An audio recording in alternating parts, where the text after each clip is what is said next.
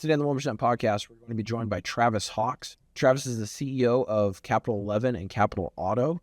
We're going to talk to him about his growth in business from his time working in his dad's Pro Image store to eventually taking it over, opening a number of different franchise locations, growing and scaling that business, and then eventually moving and pivoting into private equity, venture capital, and real estate and private investments. We're going to talk to him about how he's transitioned to that. We're going to talk to him about business ownership, the type of entrepreneurs that he looks for, the skill sets and aptitudes that they look for when they're evaluating businesses and business owners, entrepreneurs, what sorts of things they look for and who they're going to invest in. We'll talk to him about the differences between private equity funding and venture capital funding. We'll talk about how to scale businesses through the infusion of capital from outside sources, from companies such as Travis's. So we're excited to have Travis on the podcast today. If you want to know about growing a small business, buying a small business, and being able to scale, this is a conversation you're going to want to listen to. For those that may not know, explain the differences between the two and what a VC transaction looks like versus a private equity. Yeah. Do you guys invest in real estate? What type of projects do you look for? What are the kinds of things that you're involved with, or maybe things that you're excited about? There's an opportunity to grow and to scale it, but you're betting on the person. What are those things? What are the attributes that you look for in the people that you're evaluating and the businesses you're evaluating?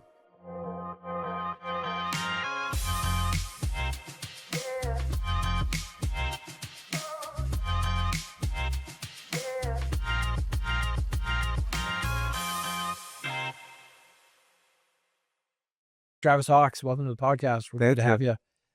Thanks for the invite. I'm excited to be here. Yeah, no, this will be awesome. I've listened to enough of your podcast and to you talking and visiting with other people and the little bit that I know of you. I knew you'd be a really interesting person to have on here, and love to get your take on economic issues, talk about business, growth here in the Treasure Valley. You've been a lifelong resident here, so you've seen kind of the evolution of things happen here and what your view is of investing here locally, what the future of business and real estate look like here in the Treasure Valley. So interested to get to talk about those things. But for our listeners, let's help them get to know you a little bit. Maybe jump in by telling us a little bit about you, growing up, your family, where you're from, all that kind of stuff, what life looked like growing up. Yeah, absolutely. As you said, I'm a lifelong Treasure Valley resident. So I grew up in West Boise. My parents grew up in Pocatello, and that's where they met and got married, and then they moved here before I was born. And so yeah, I grew up in West Boise. I've lived here my whole life. Graduated from Bora High School, graduated from Boise State from the business school. And, long time business owner, here in the Treasure Valley. And it's a great place to live. It's a great people. It's a great culture, and certainly, feel like it's a great place to do business. Yeah. My dad was a small business owner. So I think that was really critical for me, and helped shape, how I viewed the world, because I just saw the ups and downs, the pros and cons of that. And even though there are downs and cons, overall, it was a positive, impression to me, and something that, I knew from an early age that I wanted to own my own business. And, my dad was a very hard worker, and, I just witnessed all of that. It's a funny story I tell sometimes is that, when I first got married, the first Saturday that I was married, I got up and was getting ready to go to work. And my wife said, "Where are you going?" I said, "I'm going to work." And she said, "Why are you working on a Saturday?" Because she grew up with a dad that worked Monday through Friday, more of a corporate, job. And I grew up with a dad that worked every Saturday because he was in the automobile business, and that's your busiest day of the week. Yeah. So my dad worked 6 days a week and came home when the work was done, and he certainly was, an active participant in my life and didn't miss things. None of this is a complaint, but, I saw that when you're the boss and you get paid last and you have to meet payroll and all those things, that you work until the work is done. And sometimes that's getting home late. Yeah. And just different mindset, right? Like some people grow up and that's normal to you. That is the ecosystem, the zeitgeist that you're born into, and that's what you see. And it really does affect the way that you see the world and reality. So it sounds like from an early age, you kind of had a bit of the entrepreneurial bug. You knew that that was what you wanted to go into. We were kind of joking a little bit before we came on the air about the first time you and I met would have been when you were running Tommy's campaign when he was running for governor. So that was in 2017, Yep. I believe. So 2017, you and I meet for the first time, but your dad had a Pro Image franchise, and kind of laughing about how, as a little kid, anytime I'd earn money, like first place I wanted to go was to Pro Image to come buy a hat or something. So who knows? Maybe we met a long time ago, and I bought a hat from you or something while you're working there. But so we talk about those next steps. So you went to school at Boise State, graduated in business there. What did those next steps look for you as far as like getting into entrepreneurship? Did you start any businesses when you were young, or did that kind of take a while as you kind of learned and grew and developed a skill set? And Yeah, I think, I had some really unique and good experiences growing up because of my dad and him being an entrepreneur. So I mentioned he was in the automobile business. That's what he did really his whole life. When I was about 10 years old or so, he bought a franchise. Pro Image Sports is a franchise, and he was one of the first franchisees. And so he wanted kind of a side business, and he loved sports, and he loved the idea, this was long before you could buy things online. And so it was hard, if you were a Laker fan living in Boise, there was really no way to buy merchandise. Maybe you could get something from the Sears catalog. I mean, it's just a very different time. So that really resonated with him when he went in a Pro Image in Utah. And so he became a franchisee, and that afforded me some amazing experiences of working in that store as a kid. I mean, I literally, there were times I would work by myself as a 10 or 11-year-old kid in the store, not for long periods of time, but maybe for a couple hours. And people would come in the store and kind of look around and be like, is anyone working? I said, I'm working. And I was good at counting change. I mean, this was back when you had to figure out sales tax and change and everything because there was no computer. And the other thing that happened, through that, and as I got into high school, is when I was in high school, I was running the payroll, which again back then was a manual process, figuring out withholdings and things.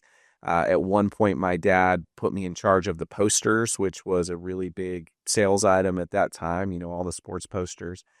And so I feel like I learned some early lessons about cash flows and inventory turns and purchasing decisions and obviously employee issues and payroll and all these things. And so those were unique experiences that most kids don't get to have. And I'm super thankful for those. And so that was at that time, I was excited about the opportunity to continue to work in that business. So as I was going to Boise State, I worked in that business. My dad never wanted to expand beyond one store because of the car business, and that was busy. But when I graduated from college, I said, hey, I want to run this. I can expand to more stores. And so we were able to do that, over the coming years from there. And for the first part of my career, that's what I did. I grew those stores. In 2006, we opened the Blue and Orange store in the mall, which was, an all Boise State store. Perfect timing. We went undefeated and beat Oklahoma in the Fiesta Bowl that year. So that was a really fun experience. And really up until, probably 2011 or so, 2012, that was pretty much where I spent all my time, was with the retail stores and growing that business. And then at that point, I, wanted to expand and do other things and look at other things, and really started to feel like, man, a lot of my income and success is based on how the Boise State football team does, what NFL teams win, are winning games, things like that. And so it was really started to drive me I've got to diversify, my income, my opportunities, and that also coincided with online starting to become bigger. So just a lot of unknowns about what the malls look like in 20 years and those types of things. Yeah. So let's talk to you a little bit about that business, if you don't mind. So as you're expanding or opening new locations, talk through that process. A lot of the podcasts and who we cater to are young entrepreneurs, people that are wanting to start a business for the first time, buying a business, or, people that are in college or don't know exactly what they want to do. So talk about that. Imagine, let's say you have one location, you want to go open a second, third, fourth, 18th, 20th, 25th, whatever. As you're going to open those locations, what do you look for? What are the things that you think about? As an entrepreneur, as a business owner, you're constantly taking risks, but they're mitigated risks, right? Like doing your homework, understanding what to expect when going into places. What was some of that due diligence that you would do, and what did that process look like for you when you were identifying what new locations you're going to open up, finding space to lease, all those kinds of things? Yeah. Right. Those are great questions. In the early days when we first started to expand, and again, this was a great lesson that I'm thankful for. But my dad made sure that I had substantial, to me, skin in the game. So I had always been a saver. I had started saving money when I was young, and always saved money. And so part of when we decided to expand was me putting all of that money I had saved into the business.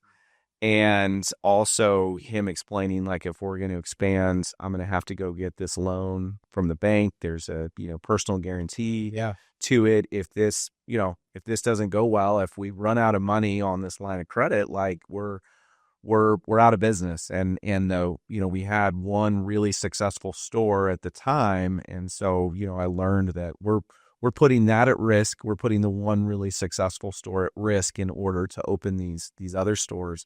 So those were good lessons to learn. And as always, there's ups and downs. There were not everything worked out perfectly. There were some stores that we opened and then closed because they didn't perform well.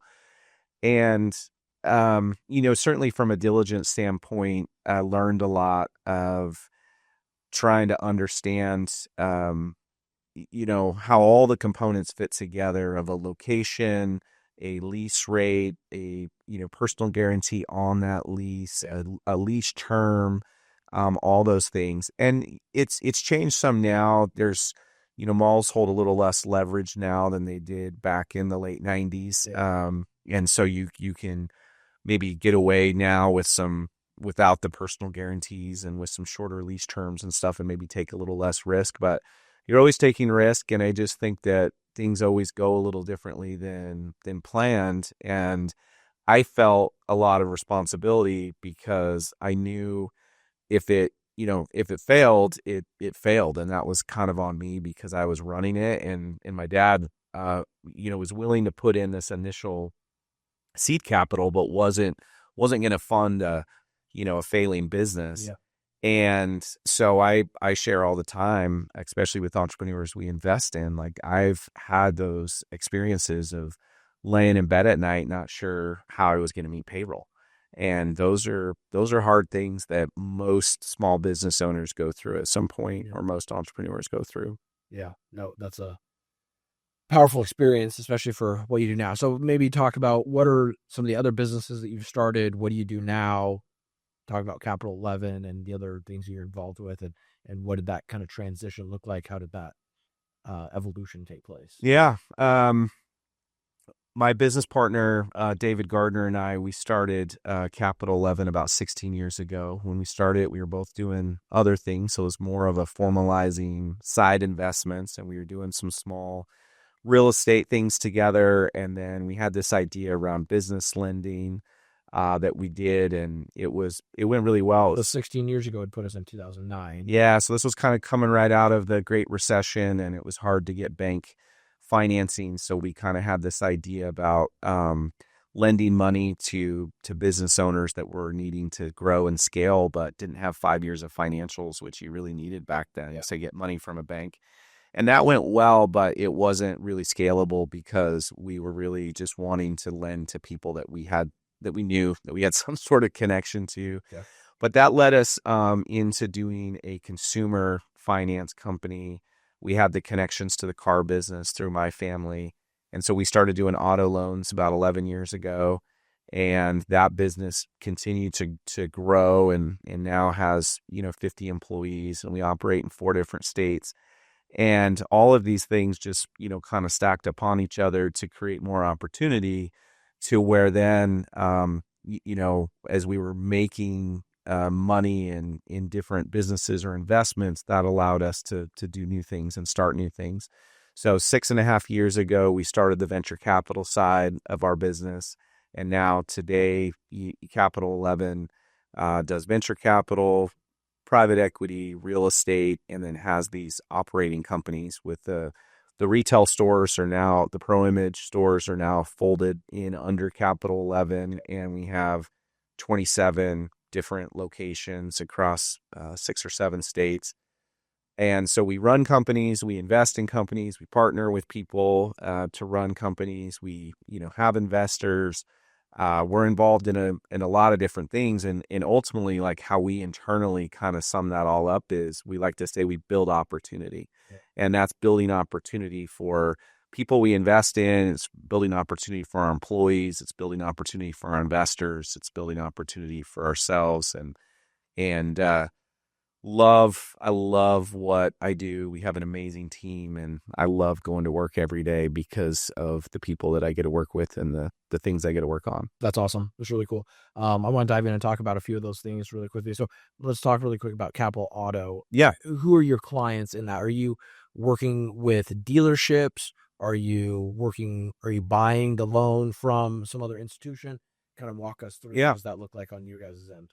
Yeah, so we're mostly an indirect lender, meaning the loans come from dealerships. Someone goes in to buy a car, and the dealership will send us that credit application, and we'll internally underwrite that. We kind of take the loan cradle to grave, as we say, so we'll service that in-house, et cetera.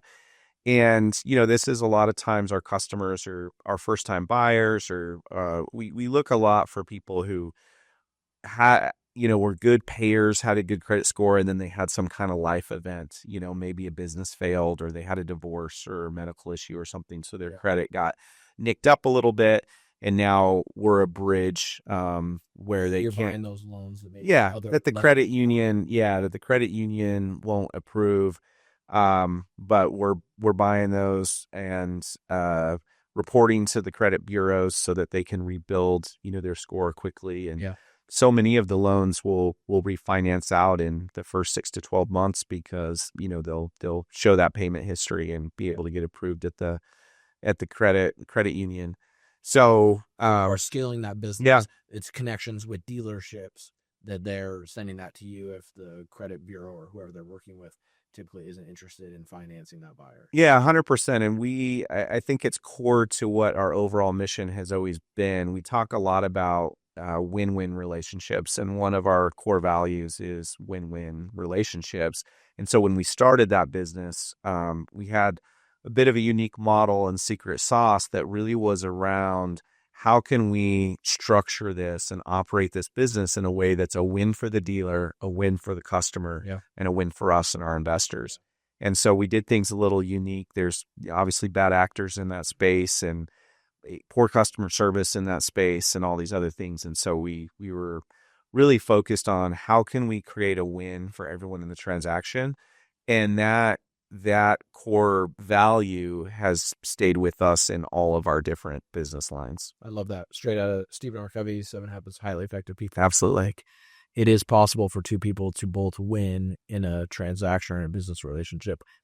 Steve Young also talks about having a zero-sum game, right? Where some people operate as though in order for you to win, I have to lose. In order for me to win, you have to lose.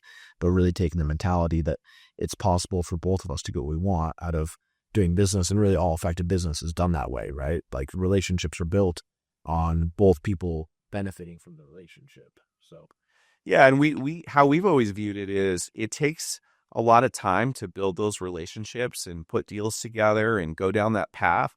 So we want that win-win so that when that deal is over, everyone looks around the room and says, let's do another one. Let's continue to work together. Even if things didn't go perfectly, which again, they normally don't.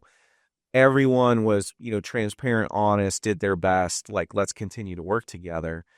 And, it seems like that should be common sense, but my experience has been most people do not operate that way. Yeah. Most people do operate more under the zero sum, or more, oh, I've got to win this deal, right? I've got to be 55%, winning on this deal, and they can be 45%.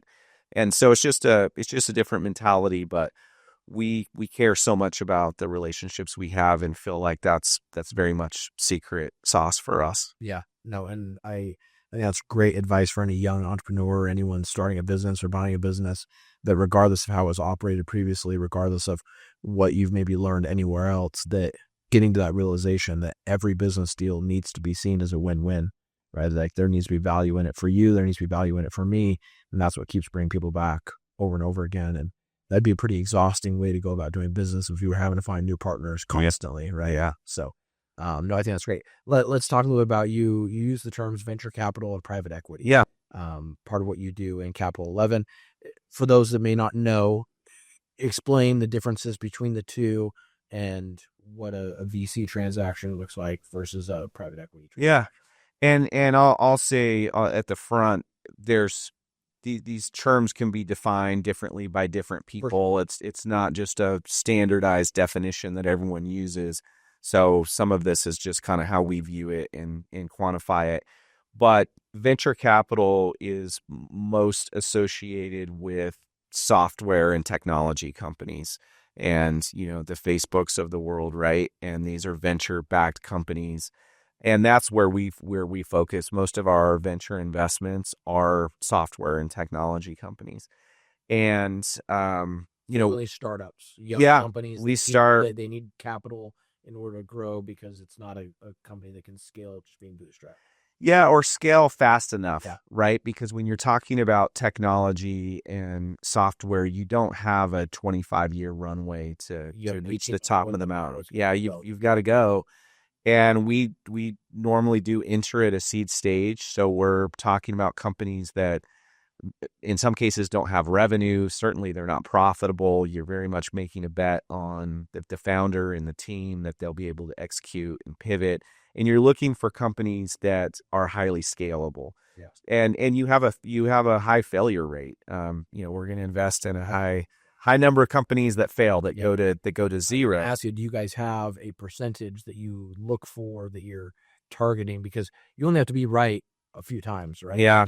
In the venture capital world, you're going to be wrong plenty of times, but if you can hit some home runs along the way, then it works out. Yeah, and it's very well documented. It's called the power law when it comes to venture capital, where and again, these numbers can move around a little bit, but we'll say you take maybe 30 to 35 investments. What the power law shows you is the bulk of the returns for that fund or that group of investments is going to come from 2 or 3 of those 35 companies. Doesn't mean all the others fail and go to zero, but they may just be smaller returns. So we're looking for companies that we can invest in that can reach an enterprise value of 500 million or $1 billion or more. And so that's hard. They're doing the hardest possible thing, these founders that are trying to start a company at zero and grow it to $1 billion company. Yeah. And that's a roller coaster, in itself for sure. And then the private equity side is generally, when people are talking about private equity, they're talking about companies that are more mature and that are profitable. For us, when we talk about that, we're doing kind of smaller middle market companies, generally that maybe these bigger PE firms from out of town, or is maybe the deals are too small for them. And we're doing non-technology companies. Doesn't have to be non-technology, but we're kind of balancing out our venture technology portfolio. Yeah.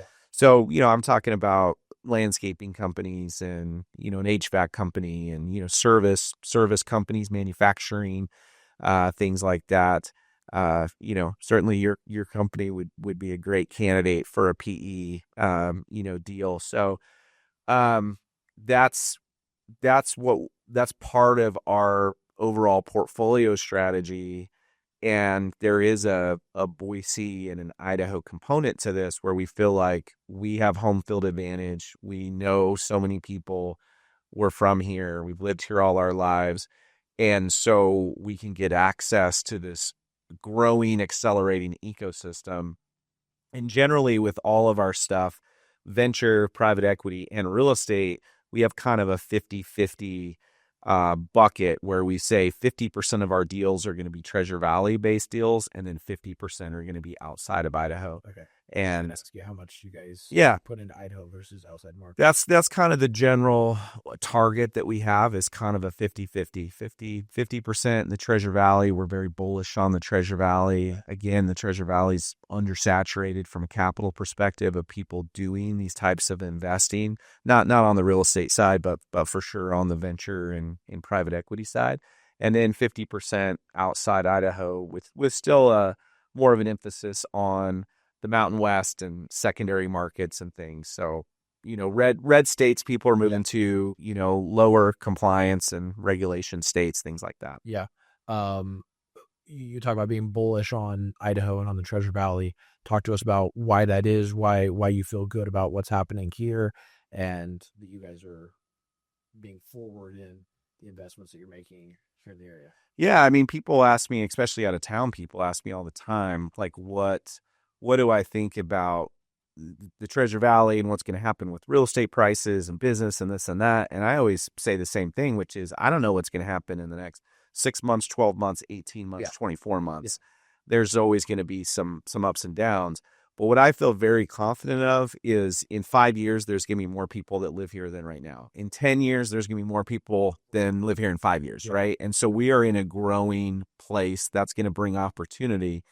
And again, listen, I've lived here my whole life. Like, I understand the mentality of the traffic, the growth, we don't want this growth, those types of things. And I guess my view is different for a couple of reasons. One is we can't stop it. Complaining about it isn't going to stop it. So let's make the best of it. Yeah. And then secondly, I'd much rather live in a place that is growing and how that brings opportunity and energy versus a place that's dying. And there's lots of places around the country that would love to trade places with Boise, with the growth that we're having. So I just think in all of, everything when it comes to business, real estate, jobs, all of those things, it's, over a 10-year time horizon, it's all going to get bigger and better.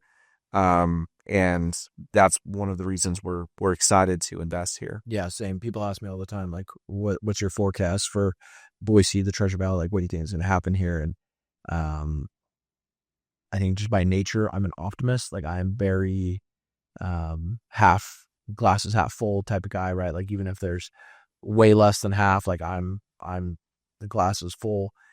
I look for opportunities and want to see the good in things, and I think that too often times people allow their brain to tell them and to be hypersensitive to threats and not sensitive to opportunities. You look at everything that's going on with Micron here, right? Initial investment of $15 billion. Now it's like up in the $25 billion range. Just for perspective on that, right? Like, all the building permits in the city of Boise for the last 10 years don't equate to $15 billion, right? So the massive amount of influx that's bringing to the economy here is unprecedented. You add on to that the fact that one of our biggest barriers to growth here was that we didn't have high-paying jobs, and there wasn't a lot of industry here. And now with COVID, with technology, the internet, the fact that people can work remotely, people can now choose where they want to live, and they can work elsewhere. So people are choosing to move here. And the other component to that is that the secret's out, right? Like, forever, people didn't know about Boise, Idaho. And now with social media, with Instagram and Facebook and TikTok and Twitter and X, whatever, everything else, people find out about it. People see about it. People are like, wow, I want to live there. And so you're 100% correct in my view. We're not going to stop the growth, right? The growth is coming. It's just a matter of how do we manage that and how can that be done in a responsible way. So you talked about being involved with real estate. To what extent do you guys invest in real estate? What type of projects do you look for? What are the kinds of things that you're involved with, or maybe things that you're excited about that you guys are working on? Yeah, we're, it's a smaller part of our business, and certainly there's some big accomplished developers here in town, and we're certainly not on that level. We from a real estate perspective are just kind of more opportunistic and are doing it as just, hey, this is a way for us to diversify our own portfolio and invest in an area that we're really bullish on. So, we apartments, residential, RV parks, smaller commercial buildings, kind of all of those things. The strategy is more of a multi-asset strategy, but we're not, developing these large neighborhoods or large commercial parks or anything like some of the other great folks here Sure. in town are doing. And it's funny what you said about the secret being out, because for many years, even since I was a little kid, spent a lot of time going to Southern California for vacation. And, even maybe 7, 8 years ago, kind of pre-COVID, people, you go in a store or wherever and people would ask where you're from and they'd say Boise, and they'd be kind of like, oh, like kind of know where that is, or, kind of or where, or, just kind of some, yeah, Idaho, just Well, in Ohio. little bit of confusion. Now you go and you say you live in Boise, and their response is always the same, which is, oh, this person I know moved there. This person I know moved there, right? Like my good friend moved there, or my cousin lived there. Yeah, they certainly know the blue turf, and a lot of times they've been here. But yeah, people know it, and COVID, COVID greatly changed this valley forever because of the influx of people that it brought, as well as the acceptance of distributed workforce. Where, as you said, where more than ever there's people who can live here even though they work elsewhere or are on hybrid or work from home or whatever else. And even Micron, that's there's downsides to that, right? Like there is a question of housing, of where all these people are going to live. There is a question of, I mean, not a question, a reality of construction prices that are going up because of Micron. So there's some challenges that come with it.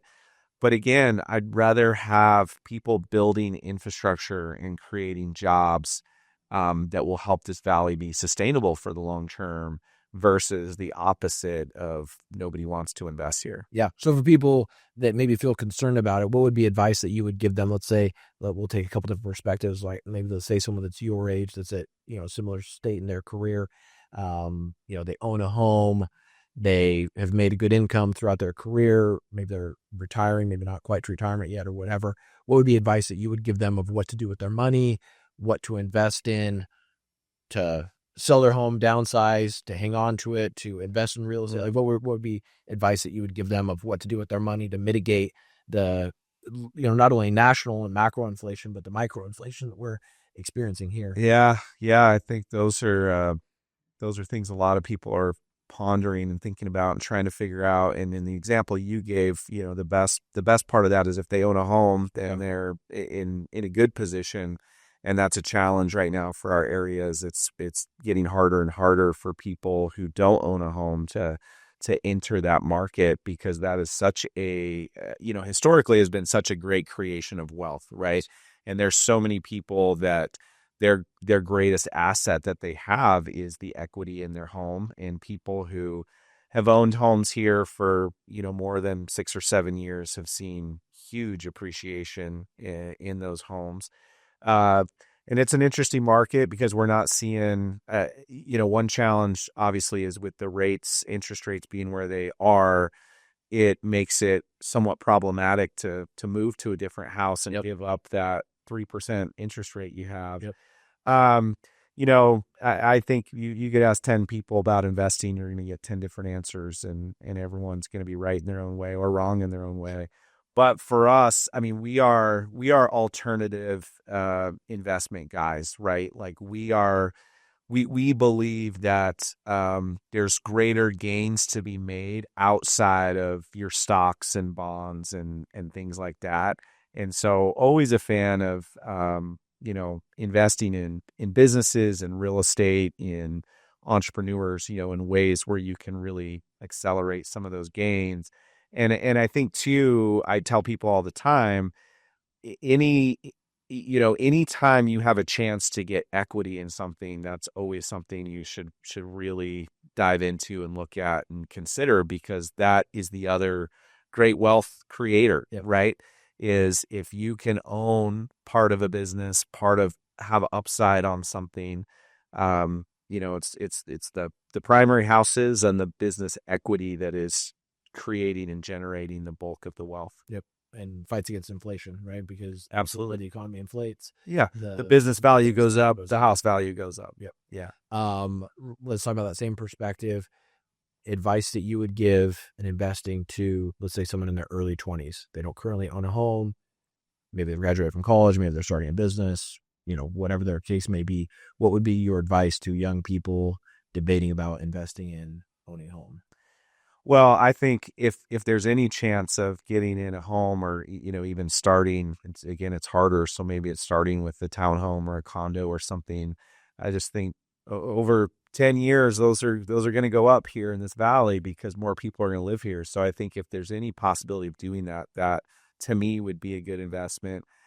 And then again, I just think any kind of ownership or equity, I talked to a guy that's a friend of mine that told me advice he got when he was in his early 20s was someone told him just buy a piece of property every year. And he's like, well, that's stupid advice. I can't afford to buy a piece of property. I'm 23 years old. And he said, no, you don't get it. He said, find a piece of property, find a good deal. And by piece of property, could mean a rental house or whatever. It could mean any number of things. And he said, whatever amount of money you can put into that, might be $2,000, do that, and then go find a partner, and bring him the deal. Maybe they'll give you some sweat equity and you run it because that $2,000 will appreciate and turn into something else. But then when you go to sell that asset, that $2,000 is going to be worth a lot more. And so whether it's, I just think people that are young, that are gonna hustle out there are going to find opportunity. And so that could be through a piece of property that they partner with someone on. It could be through a business. They may have a great idea. I mean, I'm telling you, anybody could right now go start a landscaping business and make a lot of money because there's like huge shortage of landscapers. If someone came to me and said, I want a home service business. Right. If someone came to me and said, I want to start a landscaping business, will you partner with me? And they're going to, go do the work, and I'm buying these, lawnmowers for them, and there's some sort of split. Yeah. I would do that 10 out of 10 times if I believe the person was really going to go work and do it. Yeah. And they could not only make a good income from doing that, but the business would appreciate in value, right? They would have equity and have something they could sell. Now, the downside of that is that's hard work, right? And there's a lot of people that say, I don't want to be a landscaper. That's hard. That's maybe not prestigious, whatever, but what are your goals? And if your goals are... He owns a landscaping company that has like 20 crews. He doesn't do any of the work. He has estimators, he has salespeople, he has a marketing team. And he's doing just successful business. Yeah. Goes on vacations. Yeah. All over the place, has a nice house, has, anything that you would want. And it's like, never went to college. Yeah. No one ever taught him how to do any of it. He just learned it all from the ground up, right? Started mowing lawns at 15, 16 years old. Yep. There's a ton of opportunities like that. But again, it takes grit, hustle, determination, and it takes all those things. It's not easy. Yep. So let's talk about that very thing, because I'm with you. Whenever people ask me, hey, do you think investing in real estate right now is a good deal? What would you say to someone? Do you think housing prices are going to come down? Should someone wait to buy their first home? I say absolutely not. Like, figure out a way to make it work now, right? Like, if you believe that there's going to be more people here in 5 years, if you believe there's going to be more people here in 10 years and 15 years and 20 years, like, there's your answer, right? Like, if more people are here, the price is not going down. That supply and demand cross is not changing. As long as there's a high demand, the price is going to continue to increase. And people are at first used to move here because moving to Idaho was cheap, right? Like, that was kind of the main draw was, hey, it's so much less expensive here, quality of living. And that's not really the case anymore. But people want to move here because of the lifestyle, right? Because of how beautiful it is, the outdoor opportunities, the weather is very moderate here.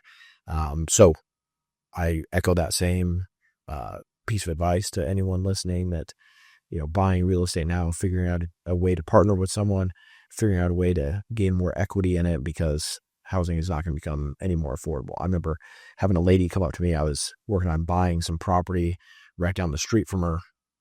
Or pulling into a Dairy Queen after one of my kids' like baseball games or something. It's like a Tuesday night. It's like 9:00 at night. And she goes, I heard that you're buying this property right down the street from me. I said, yeah, I am. And she was like, I don't know why you do that.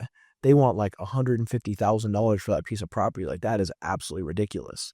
Right. And this is in 2017. Yeah. And that same piece of property now is, probably 4 times that much. The only thing I would have to say is I wish I would have bought more. Yeah. But but that's the sentiment, right? People started thinking that, hey, things are overpriced, but that's a relative belief based on, she had bought property there in 2005 or 2006, and so Sure. very different. Let's talk about, you talked about, in your Capital 11 business, as you're investing in businesses, that so much of what you're investing in is the person, right? It's the person, it's the team. What are those things that you look for in the entrepreneur, in the business owner, in the team that you're evaluating? Because as much of the idea that you're evaluating, more than anything, you're evaluating the person, right? It's like, hey, am I betting on this horse more so than I'm betting on the idea? Obviously, the idea has to be good. You have to believe that there's an opportunity to grow and to scale it, but you're betting on the person. What are those things? What are the attributes that you look for in the people that you're evaluating, in the businesses you're evaluating? Yeah. When you're investing in early stage companies, in startups, you're not going to due diligence your way to an answer, by looking at pro formas and financials. I mean, again, they're not making money. A lot of times they might not even have revenue. Complete revenue, yeah. Yeah. I mean, it's just really early days, and certainly the idea matters. And we're going to look at the market opportunity and make some determinations around that. But the team is the most important thing. Because as I always explain it, um, if it's a great product and a bad team, it's not going to be successful, because a bad team is not going to be successful. Yeah. If it's a great team and a bad product, they still can be successful because they can pivot, right? They can listen to the market, they can change, and they can pivot. And there's so many examples of really accomplished founders and successful companies that what they started out building and trying to solve was very different from what they ended up doing, because they pivoted, because they were coachable, because they listened. So that's, And markets change, right? Macro markets change. markets change, change. and it all comes down to product market fit. And sometimes you build something that people don't want, or they don't want to pay for. And so that is one of the key things we look at, is, do we believe that this team or this founder is coachable, will listen to the market, isn't just so stubborn, thinking they're right, that they will, believe they're, it's like you believe the ship is fine even as it sinks, right? Yeah. So that's a big part of it. And then also it's for sure always those intangibles of back to what I was talking about earlier, of that grit and that hustle. And it is, again, the hardest thing in the world. So do we believe that when they are in the gutter bleeding, that they're going to stand up and keep going when everyone around them is telling them that they need to quit and that this thing is never going to work? Are they willing to keep going and have that resilience? Can they lead? And ultimately, a big thing is sales is ingrained in every component of a business. And so it's very rare that any founder is going to be successful if they can't sell, because they're going to need to sell others to join them, right? To recruit great people, you've got to sell them on you as a leader, on your vision, Your idea, on your company. You're going to need to sell investors to invest. You're going to need to sell customers, because most of these companies, it's in the early days, the founder is the one. You can't afford to go hire some world-class sales team. You can't afford them. Yep. So it's founder-led sales. Like, you're out selling.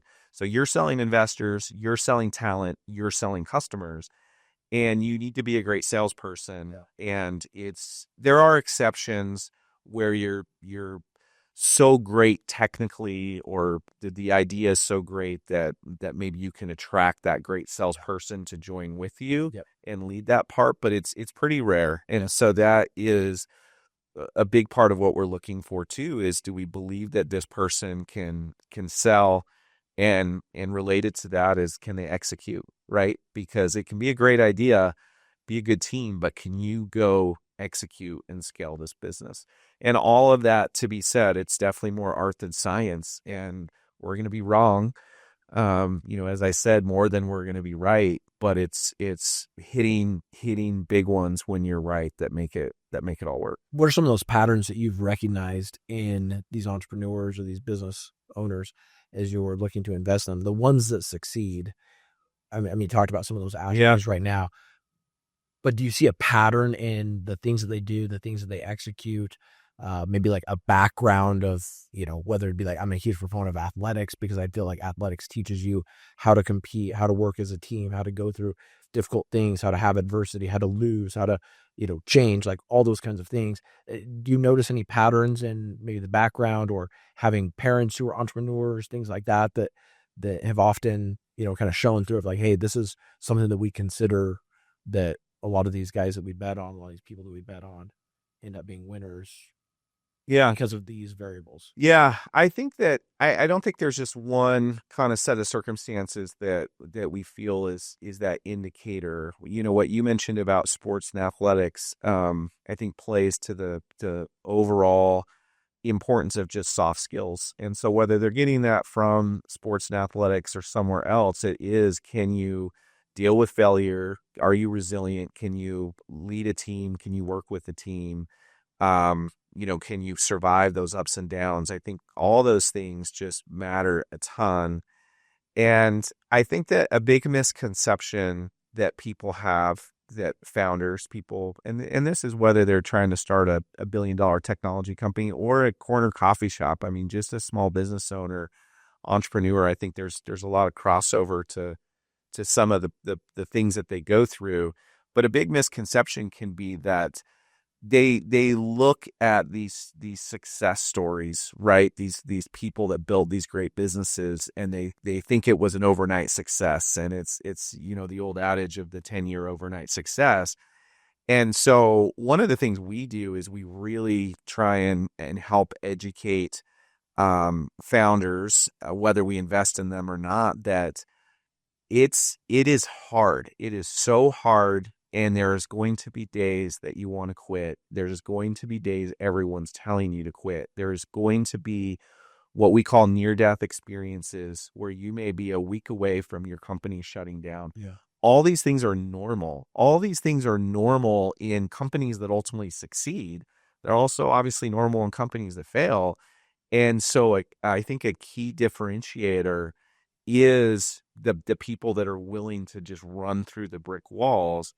And all that being said, people can be great at all those things and still fail. I mean, I have started businesses that have failed. Most people who are entrepreneurs have started businesses that have failed. That's not something to be embarrassed about or to feel like were wrong or did something incorrectly that led to failure. There's lots of reasons why businesses fail.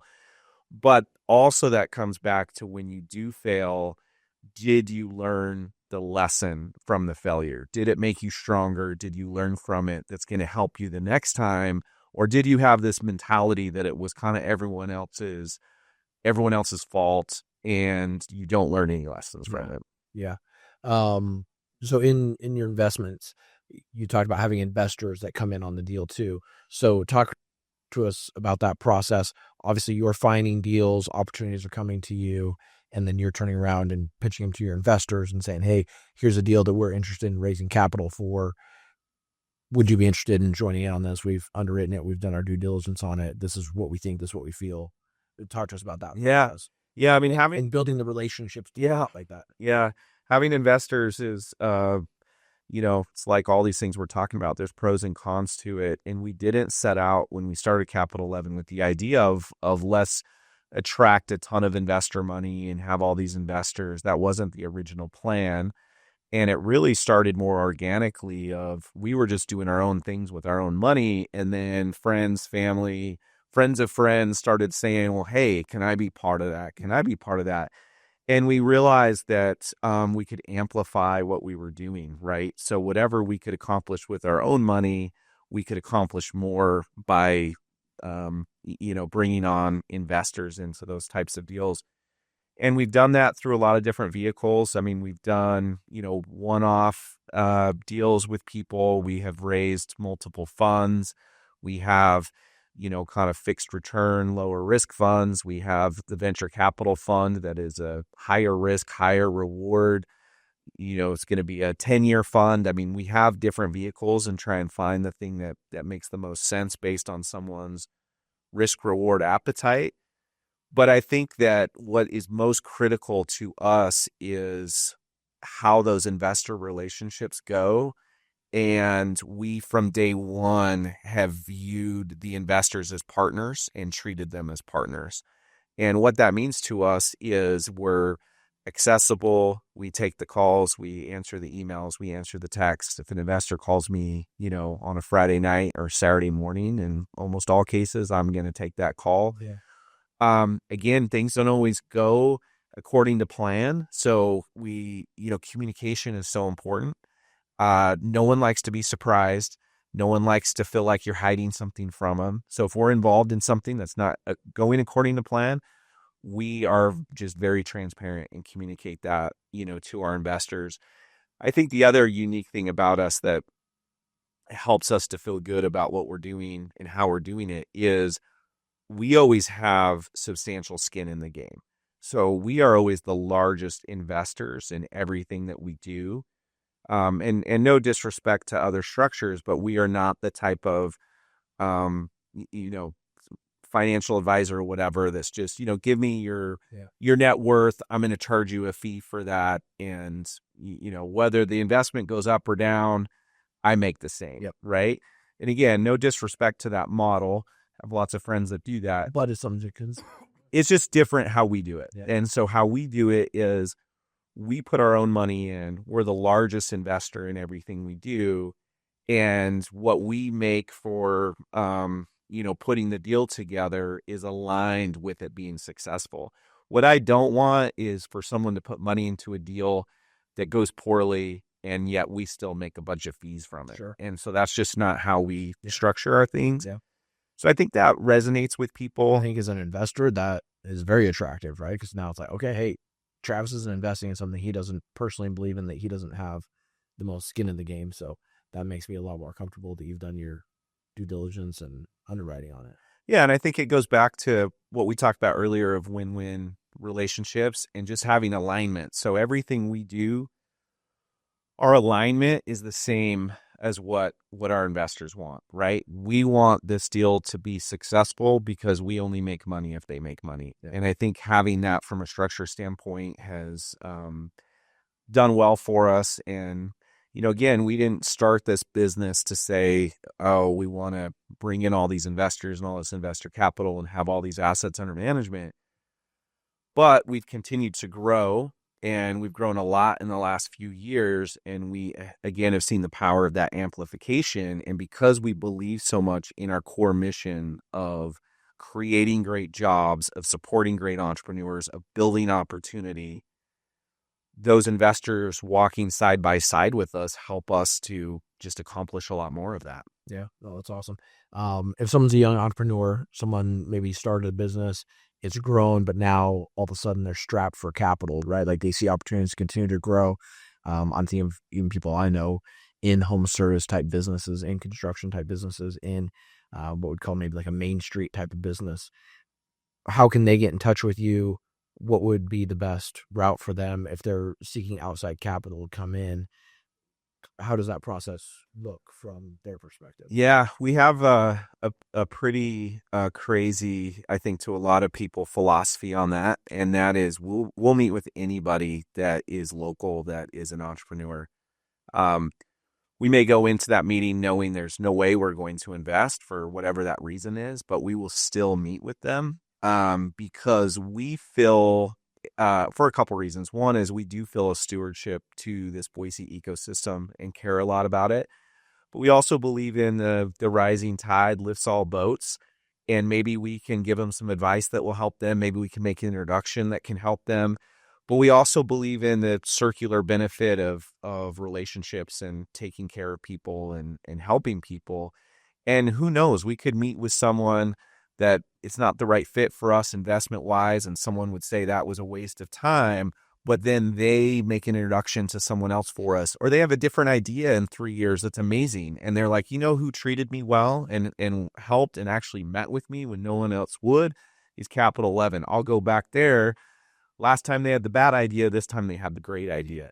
So we just believe in the long run that the ROI on our time of doing that is going to be worth it. So we'll meet with anyone and we'll try and be helpful. And if there's an investment fit, that's the best case. But even if there's not, we'll see where we can help them. And we always tell people, and we're very sincere in this, like, even if we don't invest, we are rooting for them to be successful because it all is going to help this Boise ecosystem. Yeah. Every successful business, whether it's a $1 billion tech startup or a 10-person landscaping company, every single successful business that's built makes an impact and helps you build this ecosystem. So, people reach out to me on Twitter, on LinkedIn. They go to our website and we have a form they can fill out. How do people find you? Yeah, any of those things. Like if they reach out to me on Twitter, I'll see it, I'll respond. If they reach out to me on LinkedIn, usually I'll see it. Sometimes it can get lost, so maybe try again. But I mean, we'll link in the bio and we'll put all your... Yeah, people can email me, people can go to our website and there's a contact us form, and if they contact us there, we'll 100% see it and respond. And we take all those meetings because we never know what it's going to lead to. And there's definitely been some of those where I mean, there was just one last week. It was a friend of mine, so it wasn't a cold contact, and he asked if we could meet. And I walked into that meeting thinking there was 0% chance that we would invest. I walked out of the meeting feeling like 60-70% chance we would invest because they were doing something different than what I understood. Yeah. And it was much more compelling. And, it may or may not work out. We're going through the diligence on that. But if I had just done it based on what I saw on a deck and a website and talking to that person and just said, no, we're not the right fit, we're not going to meet, I could have missed that opportunity. Yeah. Very good. Travis, thank you for your time. Appreciate all your thoughts and insights and experience. And we're honored to have you on the podcast with us today. And hopefully a lot of people gained a lot from this because you shared a lot of wisdom and a lot of things that you didn't get just by, showing up and saying, oh, hey, I'm going to go run this one pro image franchise, right? It's like, there's a lot of water under the bridge from then till now. And it's impressive to see what you've built and everything that you've learned and acquired along the years. So, yeah. Well, thank you. Thanks for having me. And it's awesome that you're doing this podcast and putting this content out for people. And obviously super impressive what you're building with your own business. And so appreciate the chance to sit down with you now. Awesome. Thank you.